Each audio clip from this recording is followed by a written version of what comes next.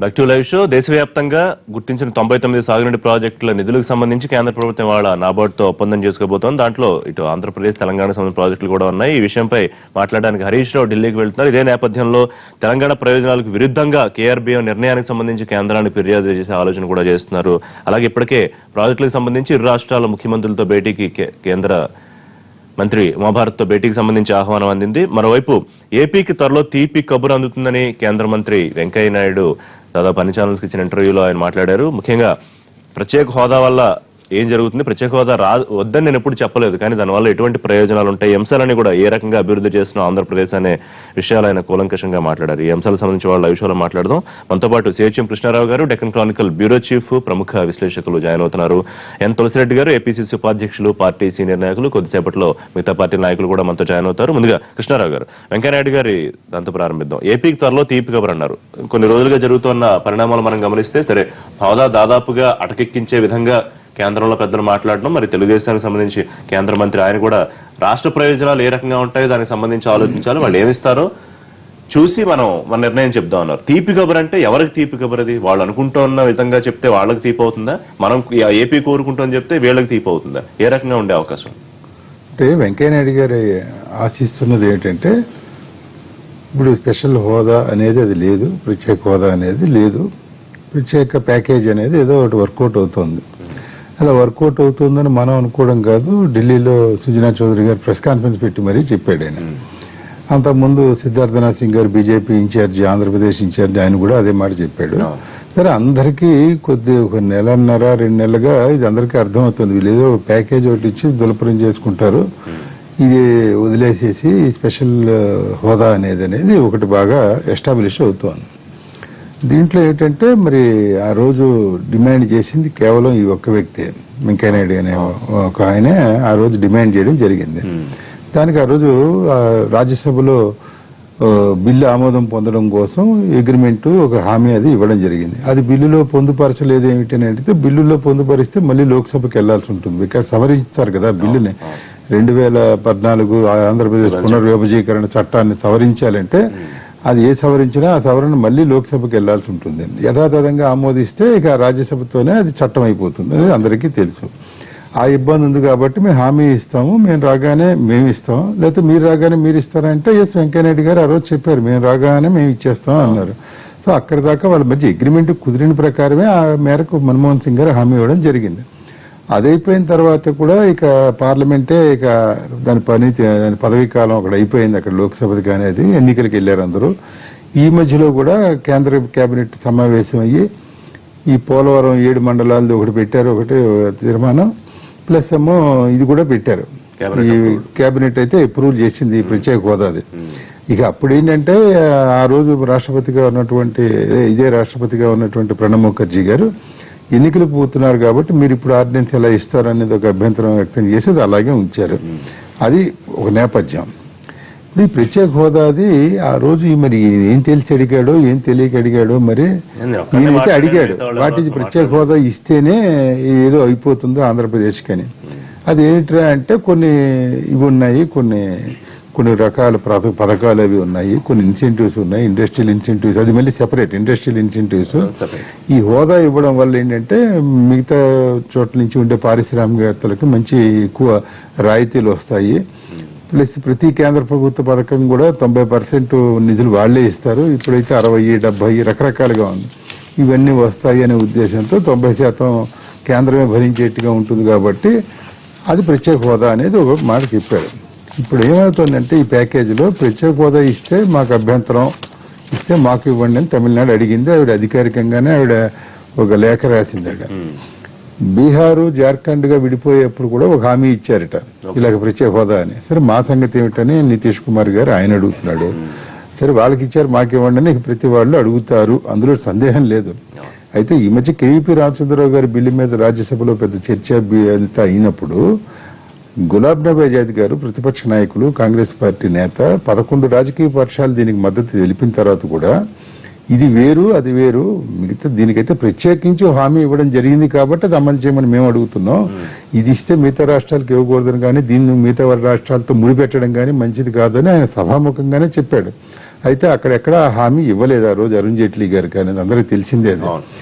ఇక మన ఆ బిల్లు వ్యవహారం అలా ఉండగా ఈ మధ్య ఏంటంటే ఇది బాగా వేడి పుడుతోంది. ఇది ప్రతిపక్షాలందరూ అడుగుతున్నాయి. కాంగ్రెస్ పార్టీ అయితే ఫస్ట్ అసలు రేకప్ చేసింది ఆంధ్రప్రదేశ్ కాంగ్రెస్ కమిటీ వాళ్లే. ఇది మేము ఆ రోజు హామీ ఇచ్చాం, ఏదో చేయబోయాం, మీరు ఏం చేస్తున్నారు అని ఒకప్పుడు బంద్ పిలిపించి అంతే చేసి అసలు వాళ్ళు కోటి సంతకాలని ఇలా కొన్ని కార్యక్రమం చేసింది కాంగ్రెస్ పార్టీ. దాన్ని మిగతా వాళ్ళందరూ అందుకున్నారు. వైఎస్ఆర్ కాంగ్రెస్ పార్టీ అందుకుంది, తెలుగుదేశం కూడా అడుగుతుంది, బీజేపీ వాళ్ళు అడుగుతున్నారు. అయితే ఏంటంటే కేంద్రంలో వాళ్ళు ఇది ఇచ్చేట్టుగా లేకపోవడంతో ఈ ప్యాకేజ్ అని వచ్చింది.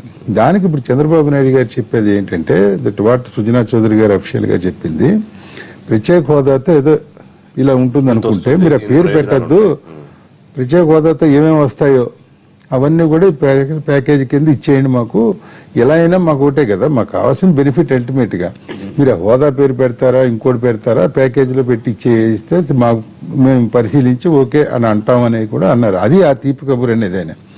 అయితే ఇప్పుడు ఇదంతా అయిన తర్వాత ఫస్ట్ చంద్రబాబు నాయుడు గారు ముఖ్యమంత్రిగా ఆయన కన్విన్స్ అవ్వాలి. తెలుగుదేశం పార్టీ డిఫరెంట్, ఎందుకంటే ఈ రాష్ట్రం విడిపోయిన తర్వాత ఏర్పడినటువంటి ఆంధ్రప్రదేశ్, ఆ ఆంధ్రప్రదేశ్కి ముఖ్యమంత్రిగా ఉన్న వ్యక్తి ఫస్ట్ ఈ should be convinced.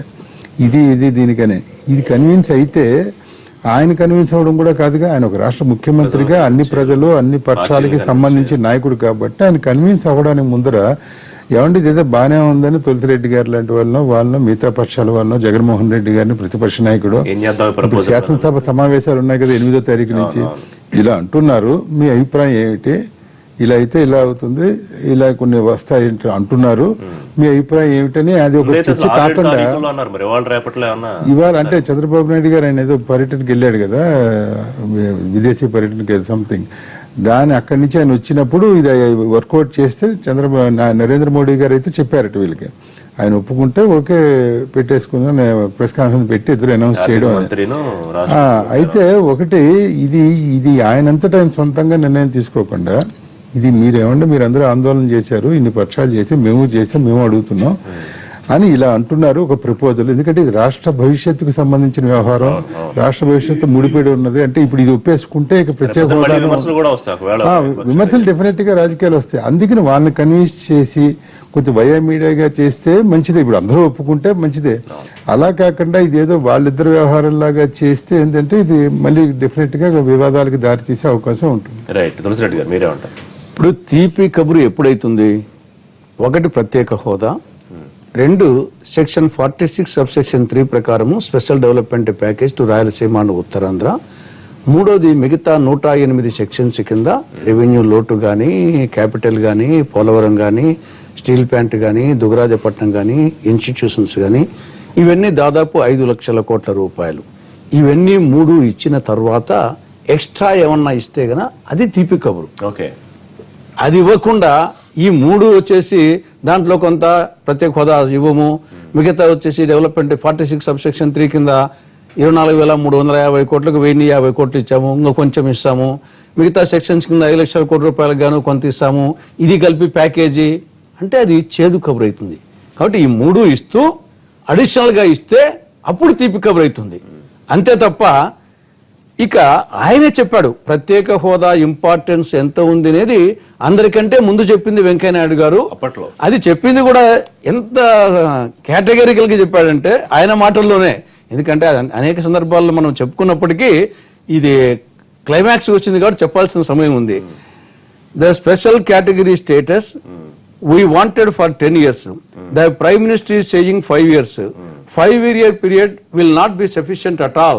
They have to set up industries and then start manufacturing. So you have to make it 10 years, sir.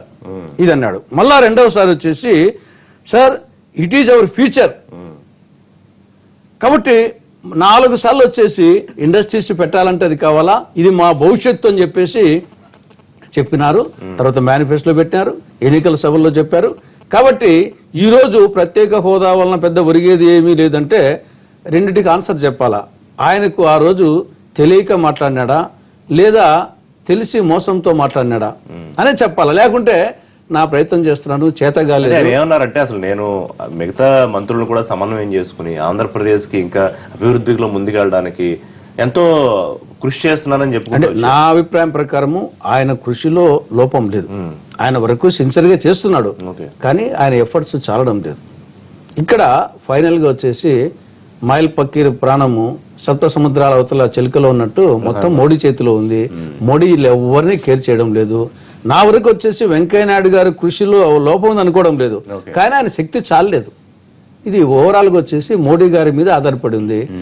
ఆయన బహుశా మరి ఏ కారణం చేతనో అది కనీసం విశ్వసనీయత ప్రధానమంత్రి పదవికి పార్లమెంటుకు ఆ విశ్వసనీయత కోసం ఆయన చేసిండాలా కాదు. ఇప్పుడు ఏదైతే హోదాకి సమానంగా వచ్చే నిధుల పర్సంటేజ్ చెప్తున్నారు కదా 30% తేడా ఉంటుందని, దానికి సంబంధించిన నిధులు ఏవో ఇచ్చేసి పారిశ్రామిక రాయితీలన్నీ కల్పిస్తున్నాం. అలాగే ఆ విదేశీ రుణానికి సంబంధించి 90% అవి కూడా కేంద్రమే భరిస్తుంది. ఇలాంటి హామీలు ఇస్తే తీసుకోవడానికి ఏమైనా అభ్యంతరం ఉంటుందా? నువ్వు స్పెసిఫిక్ గా సెక్షన్ 46 సబ్ సెక్షన్ 3 కింద స్పెషల్ డెవలప్మెంట్ ప్యాకేజ్ అనే పదమే ఉంది.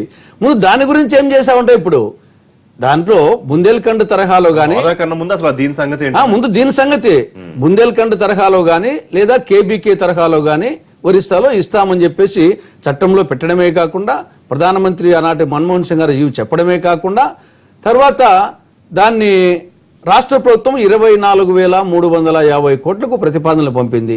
ఇప్పటికి 3 దఫాలుగా ఇచ్చింది 1050 కోట్లు. ఇంకా 23,000 కోట్లు రావాలా? ముందు దాన్ని తెలుసండి. ముందు అది అయిపోయిన తర్వాత నెక్స్ట్ మిగతా ఒకదానికి వస్తాం. పోలవరం కింద ఇవ్వాలా, మిగతా 5 లక్షల కింద, దాని తర్వాత ప్రత్యేక హోదా కోసం మీరు అడిషనల్ గా ఇంకా మీరు ఇస్తే గన వెల్కమ్ చేస్తాం. అంతేగాని ఎందుకు వచ్చేసి ఇది అన్ని ఈ జోబిలోది ఆ జోబిలోది. మనకి ఇది బిచ్చ కాదు, హక్కు. చట్టం ప్రకారంగా వచ్చింది, పార్లమెంటులో ప్రకటన చేయడమే కాకుండా పార్లమెంట్ ఆమోదించింది. అయితే సహకారం అనే పదం వాడుతుంది. అంటే ఇప్పటిదాకా ఏ సహకారం అందించో ఇక భవిష్యత్తులో ఎటువంటి సహకారం ఇక్కడ మాటలతో కాదు చేతులతో చూపించాలా. కేవలం మాటల్లో లిప్సింపతి చూపిస్తున్నారు తప్ప ఏదన్నా పైసామే పరమాత్మ హై. డబ్బులు ఇస్తే కదా వచ్చేసి పోలవరం చేస్తాం, డెవలప్ ప్యాకేజ్ ఇస్తాం, అన్ని ఊరికే మాటలు తప్పనిచ్చేసి 2 సంవత్సరాల 3 నెలలు అయిపోయింది. 3 బడ్జెట్లు అయిపోయినాయి. నువ్వు ఉండేది 2 బడ్జెట్లే, యూనియన్కి ఉండేది 5 బడ్జెట్లో 3 బడ్జెట్లు అయిపోయినాయి. కాబట్టి ఇంకా ఇప్పటికీ పోలవరము జాతీయ ప్రాజెక్టుగా చేసిన పోలవరంకే మనందరికీ తెలుసు 30,000 నుండి 35,000 కోట్లు కావాలి కంప్లీట్ చేయాలంటే. యాజ్ ఎర్లీ అది చేస్తే గన దానికి 2016-17 బడ్జెట్ లో 100 కోట్లు పెట్టినారంటే అంతకుముందు 250 కోట్లు ఇచ్చారు. ఈ సంవత్సరం 100 కోట్లే పెట్టారు. మరి ఎదుకు పోలవరం చేస్తామంటారు? ఏ విధంగా చేస్తారు? రైట్. మనతో పాటు లైవ్ షోలో చూపుడు ప్రభాకర్ గారు, ఏపీఎస్సీ కార్పొరేషన్ చైర్మన్, టీడీపీ ముఖ్య నేత జాయిన్ అయ్యారు. ప్రభాకర్ గారు వస్తే వారితో మాట్లాడే ముందు సురేష్ రెడ్డి ఏపీ బీజేపీ ప్రధాన కార్యదర్శి ఫోన్ లైన్ లో సిద్ధంగా ఉన్నారు. సురేష్ రెడ్డి గారు నమస్కారం అండి. నమస్తే సార్. నమస్తే. ఏపీకి ఏమి ఇవ్వగలుగుతుంది కేంద్రం అనే దానికి సంబంధించి మనం మాట్లాడుతున్నాం. వెంకయ్యనాయుడు గారు ఏపీని ఏ విధంగా అభివృద్ధి దిశగా తీసుకెళ్ళడానికి ప్రయత్నం చేస్తున్నాము, ఆయన శాఖ కానివ్వండి మిగతా శాఖలతో సమన్వయం, అలాగే ప్రత్యేక హోదా, ఈ అంశాలన్నీ మాట్లాడారు. అయితే ఈ మధ్య వస్తున్న ప్రత్యేక హోదానా లేకపోతే దానికి ఈక్వలెంట్ గా వచ్చే నిధుల ప్యాకేజా అనే అంశం మీద తీపి కబురు అంటే అది ఎవరికి తీపినిచ్చే వార్త అవుతుంది అనేది చర్చ. ఆంధ్రప్రదేశ్ ప్రజలు కోరుకుంటున్న ప్రత్యేక హోదా అని చెప్పి అట్లా ఇస్తున్నారా, లేకపోతే మీరు అనుకునే విధంగా చేసే ఆలోచనలో ఉన్నారా? ఆంధ్రప్రదేశ్ ప్రజలకు తీపి కబురు అవుతుందనేది మా సంపూర్ణమైనటువంటి విశ్వాసం. ఎందుకంటే ఆంధ్రప్రదేశ్ విషయంలో మొదటి నుంచి కూడా భారతీయ జనతా పార్టీ ఈ ప్రాంత ప్రజలు విభజన తర్వాత ఇక్కడ అన్యాయం జరిగిందనేటువంటి విషయం కేంద్రం ఎప్పుడో గుర్తించింది. కాబట్టి స్పెషల్ స్టేటస్ అనేటువంటిది రాజ్యాంగబద్ధంగా కొన్ని చిక్కులు ఇతర రాష్ట్రాల్లో ఉన్న సందర్భంలో దానికి ప్రత్యామ్నాయంగా ఏ రకంగా చేయాలనేది ఆలోచిస్తూ తొందరలోనే తీపి కబురు చెప్తారని మా నాయకులు కూడా చాలా స్పష్టంగా సంకేతాలు ఇస్తున్నారు. ఆ రకంగా ఆంధ్రప్రదేశ్ తులసిరెడ్డి గారు చిన్న ప్రశ్న అడిగారు ఇప్పుడే ఒక నిమిషం క్రితం. అంటే అప్పట్లో వెంకయ్యనాయుడు గారికి ఇన్ని చిక్కులు లేకపోతే ఇన్ని ఇబ్బందులు, రాజ్యాంగపరమైన ఈ ఇబ్బందులు సమస్యలు ఉంటాయని వారికి అప్పట్లో తెలియకుండానే మరి అప్పుడు హౌస్ లో ఆయన డిమాండ్ చేశారా, ప్రామిస్ చేశారా తిరుపతి సభలో కానీ మరో చోట కానీ అని అడుగుతున్నారు. వాస్తవంగా 14వ ఆర్థిక సంఘం వచ్చినటువంటిది ఇప్పుడు వచ్చిన రిపోర్ట్ తప్ప అప్పుడు వచ్చిన రిపోర్ట్ కాదు. ఆ రోజు కాంగ్రెస్ ప్రభుత్వం వేసినటువంటి విషయం. కాబట్టి వెంకయ్యనాయుడు గారు భారతీయ జనతా పార్టీ ఏదైతే ఆ రోజు చెప్పినటువంటి మాటకి కట్టుబడే ఇవాళ స్పెషల్ స్టేట్ గా తీసుకొని ఏదైతే రావాలనో ఈ రాష్ట్రానికి అంతకంటే ఎక్కువ చేయడం విషయంలో ఇబ్బంది లేదు. నేను తులసిరెడ్డి గారికి ఒక ప్రశ్న వేస్తున్నా సార్. ఇవాళ మమ్మల్ని అడిగేటువంటి పెద్ద మనుషులు ఎవరు కూడా ఆనాడు అసలు స్పెషల్ స్టేటస్ గురించి కానీ ఆంధ్రప్రదేశ్ విభజన సందర్భంలో ఏం జరుగుతుందని కానీ వీళ్ళు ఎవరు మాట్లాడలేదు. ఎందుకని మాట్లాడలేదు? ఆ రోజు ఎందుకు మౌనం వహించారు? ఆ రోజు సోనియా గాంధీ లేకపోతే వాళ్ళ యొక్క దీంట్లో వీళ్ళు కొట్టుకుపోయినారా? అసలు వీళ్ళు సమాధానం చెప్పాలి జాతికి. ఆంధ్రప్రదేశ్ జాతి ఈ కాంగ్రెస్ పార్టీ వీళ్ళు చేసినటువంటి ద్రోహాన్ని మర్చిపోదని సందర్భంగా నేను తులసిరెడ్డి గారికి ఇప్పుడు ఒక్క నిమిషం తులసిరెడ్డి గారి కన్నా నేను సమాధానం చెప్తాను. ఇప్పుడు ఆయన అడిగారు ప్రధానమంత్రి ఎవరు? కాంగ్రెస్ పార్టీ ప్రధానమంత్రి కదా హామీ ఇచ్చింది. ఆ రోజు బిల్లులో ఎందుకు పెట్టలేదని కదా వీళ్ళ ప్రశ్న. మీరు తర్వాత 3 సార్లు ఎందుకు సవరించారుగా చట్టాన్ని? మరి మీరే పెట్టుండొచ్చుగా. వాళ్ళకి టైం లేదు, ఫిబ్రవరిలో అయింది ఇది.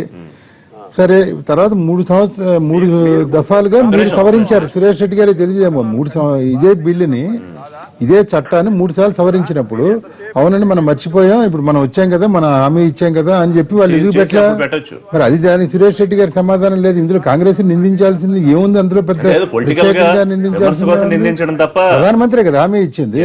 వీళ్ళు అడిగింది కూడా హామీ ఏమన్నారు, ఇచ్చారు. సురేష్ రెడ్డి గారు, భారతీయ జనతా పార్టీ నరేంద్ర మోడీ ప్రతిష్ట ఆంధ్రప్రదేశ్ లో జరగబోతుంది. అలాంటి చీఫ్ ప్రభుత్వం తొందరగా రాబోతుంది. సంతోషం సార్. రైట్, ఒక్క నిమిషం మీరు లైన్ లో ఉండండి. సురేష్ రెడ్డి గారు ఉన్నారా? సార్ ఉన్నారు.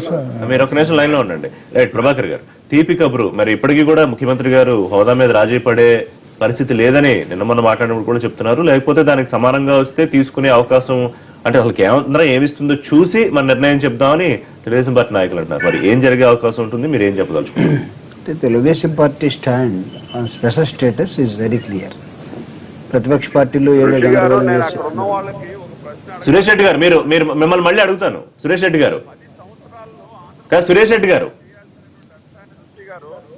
కాదు, ఒక్క నిమిషం మీరు తెలుగుదేశం పార్టీ వర్షన్ తీసుకున్నాక మీతో మాట్లాడతాం మళ్ళీ. రైట్, చాలా స్పష్టంగా తెలుగుదేశం పార్టీ అంటే పార్లమెంట్ లో చెప్పిన దానికి, అంటే ఆ రోజు ప్రైమ్ మినిస్టర్ కానివ్వండి, లేకపోతే వెంకయ్యనాయుడు గారు కానివ్వండి, లేకపోతే మిగతా రాష్ట్రాల ప్రతినిధులు ఎవరు మాట్లాడినా పార్లమెంట్ లో చెప్పిన దానికి కాస్త వాల్యూ ఉండాలి. ఏది మాట్లాడినా దానికి మన వరకు లేదనుకుంటే అక్కడ రికార్డ్ అవుతుంది. ఇది డాక్ట్రిన్ ఆఫ్ లా లాగా ఉంటుంది. సో దాన్ని గత ప్రభుత్వం చేసిందా లేదా అనే దానికన్నా వచ్చిన ప్రభుత్వాలు దానికి కట్టుబడి ఉండాల్సిన అవసరం ఉంది. ఎందుకంటే BJP also part and partial ఈ రాష్ట్రాన్ని విడగొట్టడంలో కాంగ్రెస్ తో పాటు సమానమైన పాత్రను వహించినటువంటి రాజకీయ party. Not only that, parliament లో రాజ్యసభలో జరిగిన డిబేట్స్ లో కాకుండా బయటకు వచ్చిన తర్వాత మాతో ఫ్రెండ్లీ అలయన్స్ లో ఉన్నటువంటి ఒక రాజకీయ పార్టీగా ఆనాటి ప్రైమ్ మినిస్టర్ క్యాండిడేట్ గా ఉన్నటువంటి ఇప్పుడు ప్రధానమంత్రి నరేంద్ర మోడీ గారు చేసిన బహిరంగ సభల్లో ఆంధ్రప్రదేశ్కి ఏమేమి తలుచుకున్నాడో మొత్తం చెప్పడం జరిగింది. ఆ క్రమంలో కాంగ్రెస్ పార్టీని నిందించినటువంటి తల్లిని చంపి బిడ్డను తీస్తున్నారు అన్నటువంటిది మేమేం అడుగుతున్నాం అంటే ఆ బిడ్డకి ప్రాణం పోయమని మాత్రం అడుగుతున్నాం. సో మీరు తీపి కబురు పేరుతోటి మేము we are going to equalize the special status or ఇంకొకటి, ఈ క్యాలిక్యులేషన్స్ అన్ని కూడా మా ముఖ్యమంత్రి గారు ఒప్పుకోవట్లేదు. ఎందుకంటే తెలుగుదేశం పార్టీ కాంగ్రెస్ చెప్పిందనో లేకపోతే బీజేపీ తప్పుకుంటుందనో లేకపోతే జగన్మోహన్ రెడ్డి వైఎస్ఆర్ కాంగ్రెస్ పెట్టి మాట్లాడతాను కాదు.